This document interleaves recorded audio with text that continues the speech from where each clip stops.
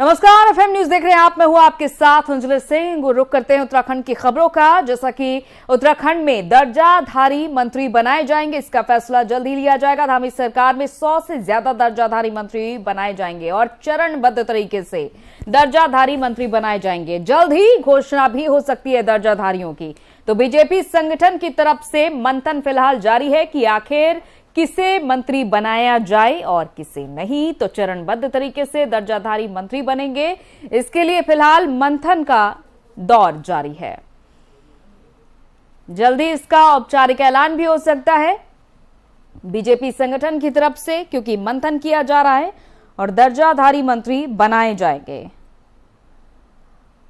हालांकि दर्जाधारी मंत्रियों का जो पद होता है वो जनप्रतिनिधियों से कुछ नीचे होता है, लेकिन इसके बावजूद जन प्रतिनिधियों की तरह ही जिम्मेदारी निभाते हैं ये दर्जाधारी मंत्री। तो जल्द ही दर्जाधारियों की घोषणा हो सकती है और इसको लेकर मंथन फिलहाल जारी है बीजेपी संगठन की तरफ से।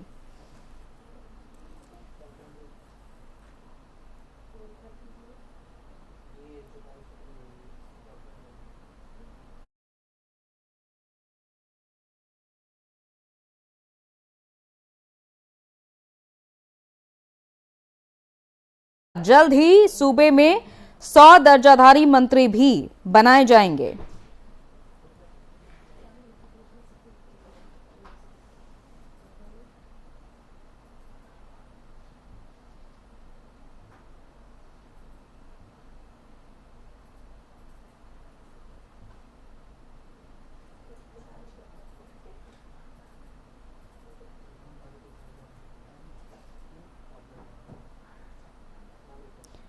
तो मंत्री स्तर की जिम्मेदारी मिलती है इन दर्जाधारियों को और अपने अपने क्षेत्र की जिम्मेदारी का निर्वहन करना होता है।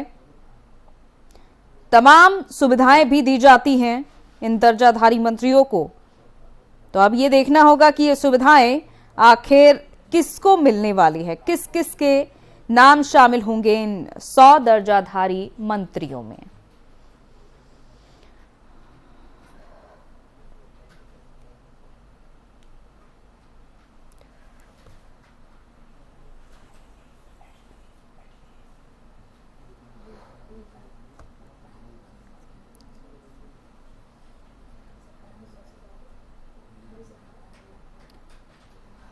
तो हाल ही में सीएम पुष्कर सिंह धामी ने उपचुनाव जीता। 31 मई को जब वोट डाले गए और इसके बाद उन्होंने बड़े मार्जिन से चुनाव में जीत हासिल की। धामी सरकार में बनने वाले हैं अब 100 दर्जाधारी मंत्री।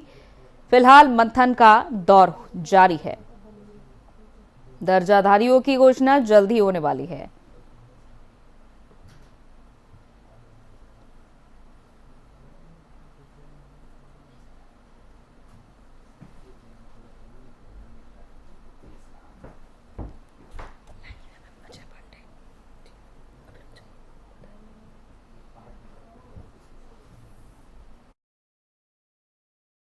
हमारे संवाददाता अजय पांडे हमारे साथ जुड़ चुके हैं इस खबर पर ज्यादा जानकारी के साथ। अजय, दर्जाधारियों को जल्द ही जगह मिलने वाली है, कौन कौन से फिलहाल संभावित चेहरे हैं? अजय, देखिए, बीजेपी सरकार बनने के बाद ही प्रदेश में बीजेपी संगठन से जुड़े तमाम कार्यकर्ता इस बात को लेकर के उत्साहित नजर आ रहे हैं, क्योंकि वो चाहते हैं कि जल्द से जल्द उनको सरकार में दायित्व दिया जाए।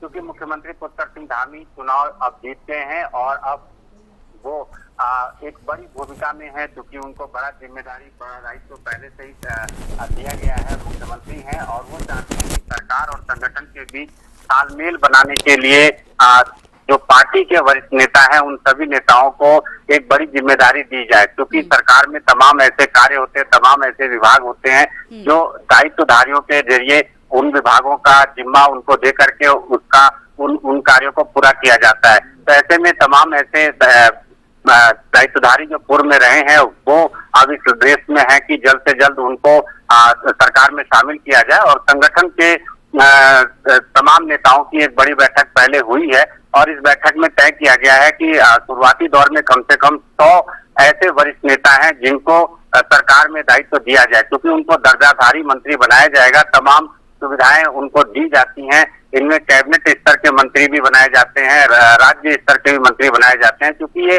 दर्जाधारी मंत्री बन करके विकास कार्यों को आगे बढ़ाने की दिशा में काम करते हैं। और ऐसे में सरकार के तमाम ऐसे कार्य होते हैं जो वो निभाते हैं, एक बड़ी भूमिका निभाते हैं और इसमें वो काम करते हैं। और पार्टी संगठन से तमाम जो जुड़े नेता होते हैं वो चाहते हैं कि जब उनकी सरकार बने तो उनको एक बड़ा दायित्व और बड़ी जिम्मेदारी दी जाए। इसमें सबसे महत्वपूर्ण बात यह होती है कि दायित्व मिलने के बाद संगठन और सरकार के बीच में कहीं पर भी अगर कोई गतिरोध जैसी स्थितियां हैं तो वो उनको भी संभालते हैं और प्रदेश के जो विकास के कार्य होते हैं वो तेजी के साथ आगे बढ़ते हैं। तो ऐसे में अब मुख्यमंत्री पुष्कर सिंह धामी ने ये तय किया है कि अब कम से कम 100 ऐसे वरिष्ठ नेता जो बीजेपी के हैं उनको एक बड़ी जिम्मेदारी दी जाए, क्योंकि पूर्ववर्ती सरकारों में भी पार्टी के वरिष्ठ नेताओं को तमाम जिम्मेदारियां दी जाती रही हैं। बहुत सारे ऐसे विभाग हैं जिनमें दायित्व सौंपे जाते हैं। अजय, सिर्फ बीजेपी के ही चुनिंदा लोगों को शामिल किया जाएगा या फिर कांग्रेस से भी शामिल किया जा सकता है? देखिए, जिसकी सरकार होती है उसी पार्टी के नेताओं को ये बड़ी जिम्मेदारी दी जाती है और जो कार्यकर्ता चुनाव के दौरान मेहनत करते हैं, लंबे समय से पार्टी के लिए काम करते हैं, जुटे रहते हैं और जब टिकट बंटवारे की स्थिति आती है तब अगर उनको टिकट नहीं मिलता है तो संगठन की ओर से यही कहा जाता है कि जब सरकार बनेगी तो उनको पार्टी में एक बड़ा पद दिया जाएगा, एक बड़ी जिम्मेदारी दी जाएगी, सरकार में दायित्व दिया जाता है और उसी दायित्व के इंतजार में पार्टी के जो तमाम नेता हैं वो अभी जुटे हुए हैं। वो अपने अपने स्तर से लॉबिंग कर रहे हैं कि उनको इन विभागों में समायोजित किया जाए, उनको बड़ी जिम्मेदारी दी जाए, क्योंकि इसमें राज्य स्तर के मंत्री का दायित्व होता है, कैबिनेट स्तर के मंत्री का दायित्व होता है। तो वो चाहते हैं कि जिस तरह से उनका प्रोफाइल पहले से है पार्टी के अंदर, उसी तरह से उसी प्रोफाइल के अनुसार उनको मंत्रिमंडल में शामिल नहीं, जैसे क्योंकि वो विधायक नहीं है, मंत्री नहीं बने हैं, तो कम से कम उनको दर्जाधारी मंत्री का दायित्व दिया जाए ताकि वो आने वाले समय में जो रूपरेखा जिसको बना करके वो काम कर रहे हैं, पार्टी संगठन के साथ वो जुटे रहते हैं, काम करते रहते हैं, तो उनको जब वो सरकार में दायित्व मिलेगा तो वो क्षेत्र के लिए, उस विभाग के लिए काम करेंगे। जो मेहनत की गई है चुनाव के दौरान, ये आखिर तोहफा किससे मिलने वाला है, इसका इंतजार रहेगा। आप बिल्कुल अपनी नजर बनाकर रखेगा, हम आपसे तमाम अपडेट इस पूरी खबर पर लेते रहेंगे समय समय पर।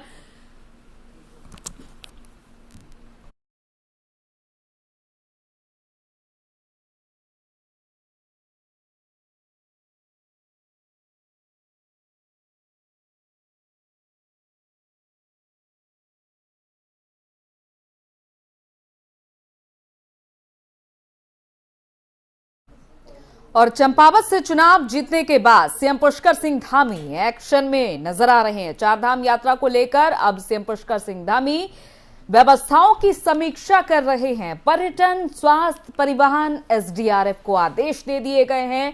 व्यवस्थाओं को लेकर एक्शन कमेटी का भी गठन किया गया है। इसके लिए भी निर्देश दिए गए हैं सीएम पुष्कर सिंह धामी की तरफ से। देखना होगा कि जो अभी तक व्यवस्थाओं को लेकर सवाल उठाए जा रहे थे, आरोप लग रहे थे तमाम तरीके के, उन आरोपों को तोड़ते हुए किस तरह से चारधाम यात्रा में व्यवस्थाएं सुनियोजित की जाती हैं, क्योंकि इसके लिए सीएम पुष्कर सिंह धामी अब अलर्ट मोड पर है और उन्होंने निर्देश दे दिए हैं कि किसी भी तरीके की अव्यवस्था अब नजर नहीं आनी चाहिए, चाहे वो स्वास्थ्य हो, चाहे वो तमाम सुरक्षा की बात की जाए या फिर कोई और भी सुविधा, रहने का बंदोबस्त, ठहरने का बंदोबस्त, खाने पीने का बंदोबस्त, सब पर ध्यान देना होगा। परिवहन, एसडीआरएफ को निर्देश दे दिए गए हैं, पर्यटन को, स्वास्थ्य को भी निर्देश दे दिए गए हैं और इसके लिए एक्शन कमेटी का भी गठन किया जाए। सीएम पुष्कर सिंह धामी ने यह भी साफ तौर पर निर्देश दिया है।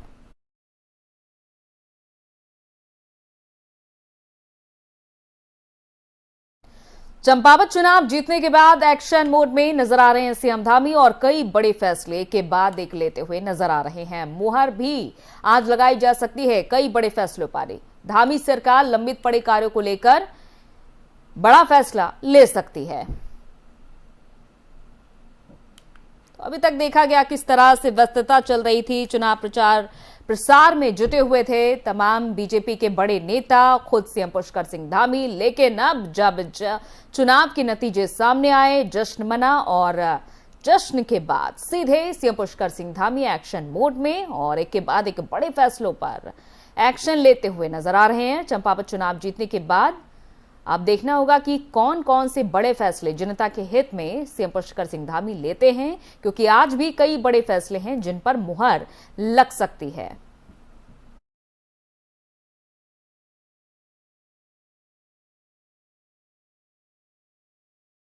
रुद्रप्रयाग से खबर, जिला पंचायत अध्यक्ष की कुर्सी खतरे में है।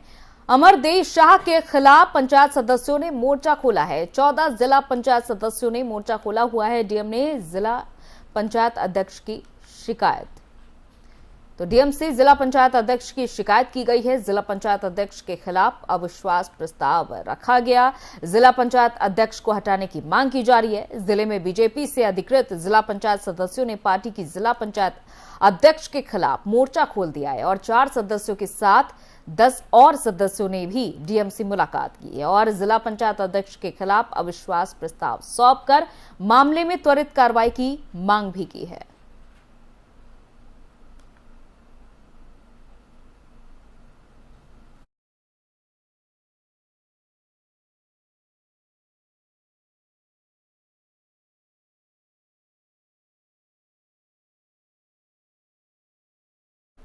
चंपावत विधानसभा उपचुनाव में सीएम पुष्कर सिंह धामी की जीत के बाद उत्तराखंड बीजेपी काफी उत्साहित नजर आ रही है।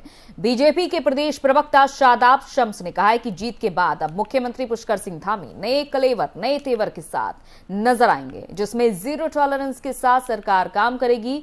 उन्होंने ये भी कहा कि सीएम की इस जीत के बाद प्रदेश में अधिकारियों को भी अपना वर्क कल्चर बदलना होगा। जनहित के कामों को प्राथमिकता पर देखना होगा। ने जिस तरह से अपने विकास के लिए वोट किया है, इससे साफ दिख रहा है कि अगर सही समन्वय स्थापित कर चुनाव लड़ा जाए तो परिणाम ऐसा आएगा जैसे चंपावत का आया है। और मुझे लगता है कि अब ये युवा मुख्यमंत्री के नेतृत्व में एक ऐतिहासिक जीत की शुरुआत हो चुकी है। अब ये जीत का सिलसिला इसी तरह से चलता रहेगा और हम ये मानते हैं कि आने वाला वक्त उत्तराखंड का होगा और मुख्यमंत्री नए कॉन्फिडेंस के साथ एक खूबसूरत कैलिबर में नजर आएंगे। जहां वो फ्लावर के रूप में भी नजर आएंगे तो खतरनाक फायर के रूप में भी नजर आएंगे। अब जो वर्क कल्चर बदलने की बात उन्होंने कही है, उस वर्क कल्चर में बड़ा बदलाव आपको देखने के लिए मिलेगा। जो लेट लतीफी करते हैं अधिकारी, जो भ्रष्टाचार करते हैं, उन अधिकारियों को किसी कीमत पर बख्शा नहीं जाएगा और जो अच्छा काम कर रहे हैं उन्हें आगे बढ़ाने का काम मेरी सरकार द्वारा किया जाएगा। मुझे लगता है एक नया उत्तराखंड कैसे तेजी से आगे बढ़ता है वो अब देखने का विषय होगा। युवा मुख्यमंत्री के नेतृत्व में आने वाला दशक उत्तराखंड का होगा और कितना खूबसूरत होगा ये हम सब लोग अपनी आंखों से और चंपावत की जनता ने जिस तरह से अपने विकास के लिए वोट किया है।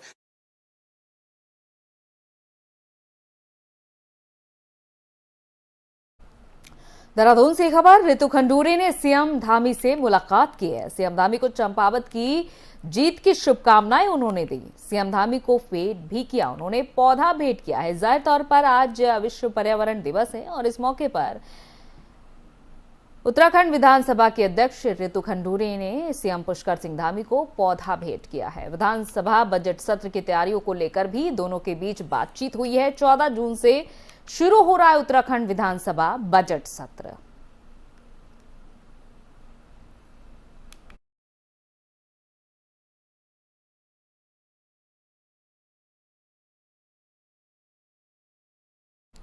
विश्व पर्यावरण के अवसर पर आज विधानसभा अध्यक्ष रितु खंडूरी भूषण ने देहरादून में यमुना कॉलोनी स्थित अपने आवास के पास फलदार पौधे लगाए। उन्होंने कहा कि घर में होने वाले किसी भी शुभ पर्व पर हम पौधारोपण से उस कार्य की शुरुआत करें ताकि हमारे व्यवहार में पर्यावरण संरक्षण जुड़ सके। विधानसभा अध्यक्ष ने स्वयंसेवी संस्थाओं, पर्यावरण प्रेमियों, सामाजिक और धार्मिक संगठनों सहित सभी प्रदेशवासियों से पौधे लगाने, उन्हें सुरक्षित रखने और पर्यावरण को नुकसान पहुंचाने वाले पदार्थों के उपयोग को रोकने की दिशा में जनचेतना जागृत करने तथा सहयोग करने की अपील भी की है।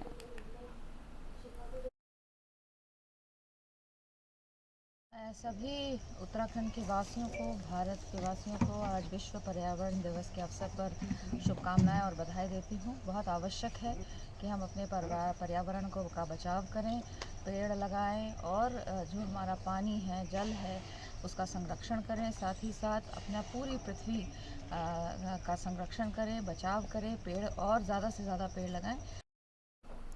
धार्मिक स्थलों को लेकर उत्तराखंड सरकार भी अब उत्तर प्रदेश की तरह एक्टिव मोड में आने लगी है। पिछले दिनों ध्वनि प्रदूषण के मामले में 258 जगहों से लाउड स्पीकर्स को हटाया गया। इसके साथ ही उत्तराखंड में पिछले कुछ दिनों से मज़ारों की जांच को लेकर भी खलबली मची हुई है।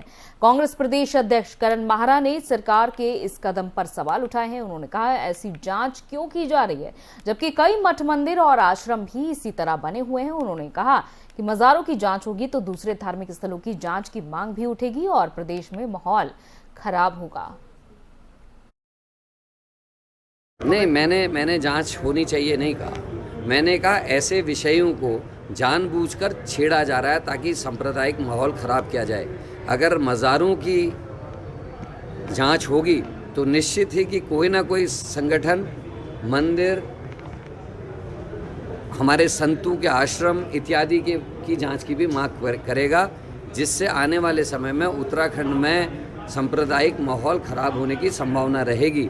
सरकार को एक वर्ग विशेष या जाति विशेष या धर्म विशेष को टारगेट करते हुए इस तरीके के आदेश नहीं देने चाहिए। उनको ये कहना चाहिए था माननीय मुख्यमंत्री जी या सरकार को कि जितने भी धर्म से जुड़े हुए ऐसे स्थान हैं जो यहाँ स्थापित हैं, उन सब की ज़मीन जायदाद इत्यादि की जो जांच उन्होंने मज़ार को लेके कही है, उसकी जांच की जाएगी और क्या उनको वैधानिक रूप दिया जाएगा या नहीं दिया जाएगा, ये फैसला सरकार निर्णय लेगी। ये कहते तो उससे पूरे ऐसा लगता कि सरकार पूरे भारत के नागरिकों को साथ लेके चलना चाहती है, लेकिन एक धर्म विशेष को टारगेट करके पोलराइजेशन ऑफ वोट, मैं पहले दिन से कह रहा हूँ, सरकार की एक ही नीयत है कि पोलराइजेशन ऑफ वोट हो और उनको चुनाव में इसका राजनीतिक लाभ मिले। लेकिन राज्य का माहौल खराब करके ये अगर पाया जाता है। तो हाल ही में जिस तरह पूरे देश में लाउड स्पीकर को लेकर विवाद उठा था, उसके बाद उत्तर प्रदेश में सभी धार्मिक स्थलों से लाउड स्पीकर उतरवाए गए थे या तो उनकी आवाज धीमी की गई थी। अब इसकी वानगी उत्तराखंड में भी देखी जा रही है। उत्तराखंड सरकार भी उत्तर प्रदेश की तरह ही काम कर रही है और पिछले दिनों ध्वनि प्रदूषण के मामले में 258 जगहों से लाउड स्पीकर को हटाया गया। तो कुछ दिनों से मज़ारों की भी जांच को लेकर खलबली मची हुई है। कांग्रेस प्रदेश अध्यक्ष करण माहरा ने सरकार के इस कदम पर सवाल उठाने शुरू कर दिए हैं।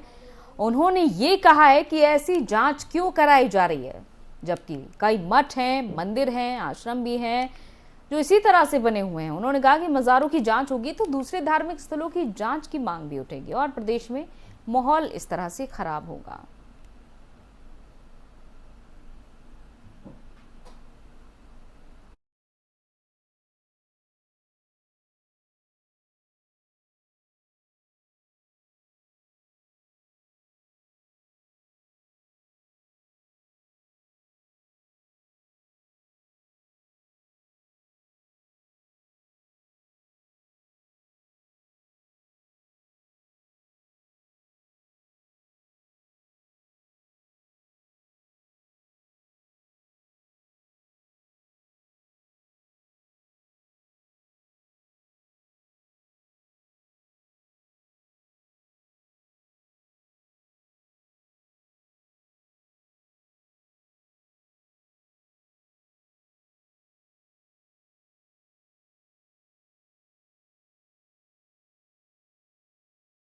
के अंदर 258 लाउड स्पीकर हटाए गए हैं। मज़ारों की जांच पर कांग्रेस बोली है कि मठ मंदिर भी तो ऐसे ही बने हैं।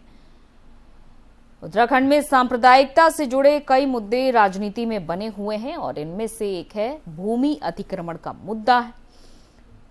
तो सीएम पुष्कर सिंह धामी एक तरफ कड़ी कार्रवाई की बात कह रहे हैं मज़ारों की जांच के इस मामले में। पीसीसी अध्यक्ष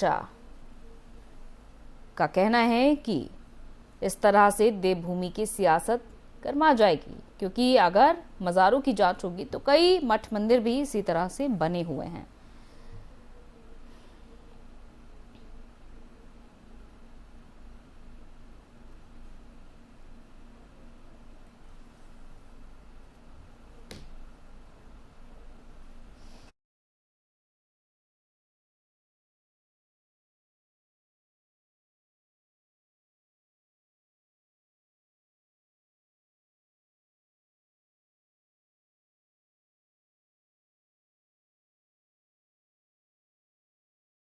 अध्यक्ष करण महाराज जी हमारे साथ जुड़ चुके हैं, जिन्होंने विरोध भी किया इस बात का।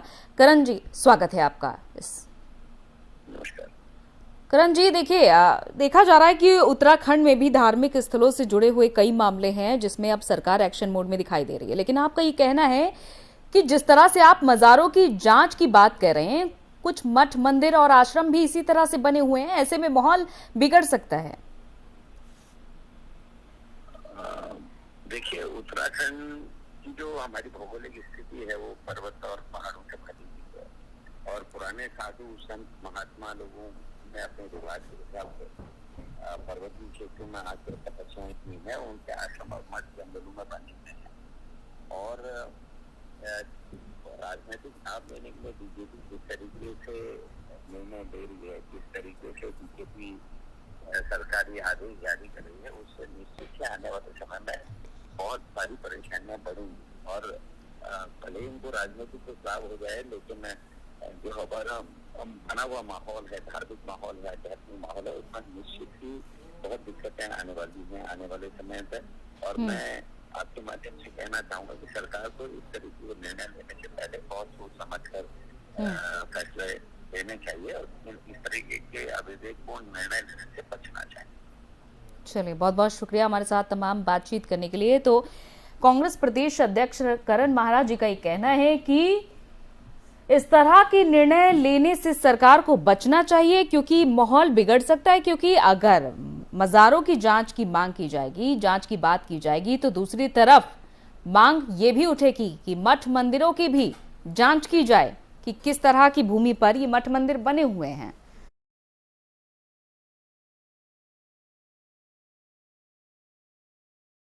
और बात अब मौसम के बारे में। राजधानी देहरादून में गर्मी ने अब तक के सारे रिकॉर्ड तोड़ दिए हैं। जून के पहले सप्ताह में ही देहरादून का अधिकतम तापमान 41 डिग्री सेल्सियस को पार कर चुका है, जिससे पिछले 10 साल का रिकॉर्ड टूट गया है। और इस सीजन में दून का अधिकतम तापमान पहली बार 40 डिग्री के पार हो चुका है। लगातार कई दिनों से पारे के 40 डिग्री के ऊपर जाने से जहां लोगों का गर्मी से बुरा हाल हो रखा है, वहीं मौसम विज्ञान केंद्र के निदेशक विक्रम सिंह ने बताया कि इस समय नमी नहीं होने और ड्राई हवा के कारण तापमान में बढ़ोतरी हो रही है। शुष्क हवाएं उत्तर भारत की तरफ बढ़ रही हैं और इसका असर तापमान पर देखने को मिल रहा है। उन्होंने ये भी बताया कि पूरे सप्ताह इसी तरह गर्मी का प्रकोप रहेगा। बीच बीच में 70 किलोमीटर प्रति घंटे की रफ्तार से तेज हवाएं भी चलेंगी। और हमने बोला भी था कि जो जून का जो है करीब 10 तारीख या एक सप्ताह जो करीब करीब है, आप देखेंगे पूरा ड्राई रहने वाला है और उसमें तापमान बढ़ने वाले हैं। तो तापमान बढ़ रहे हैं और देहरादून की जहां तक बात है तो बिल्कुल कल ये 41 के आसपास ये पहुंच गया ऑलरेडी। और अगर आप रिकॉर्ड की बात करें तो 43.9 तक जो है करीब करीब 44 डिग्री हो गया। तो ये 1902 का है। तो ऐसा नहीं कि गर्म नहीं होता है। जून में अगर बारिश नहीं मिल रही है शुरू में, तो इस समय तो समर पीक पे होती है, तो टेम्परेचर जो है हायर साइड में बिल्कुल मिलते हैं, रहते हैं। लेकिन हाँ, ये कि उसका जो डिपार्चर है बहुत ज्यादा है, तो इस तरह की बात आप कह सकते हैं कि इस तरह का कभी कभी ऐसा ओकेजन्स बिल्कुल जून में वो रहते हैं। और हमने बोला भी था कि जो चलिए, इसी के साथ उत्तराखंड की खबरों में इतना ही। इजाजत दीजिए, नमस्कार।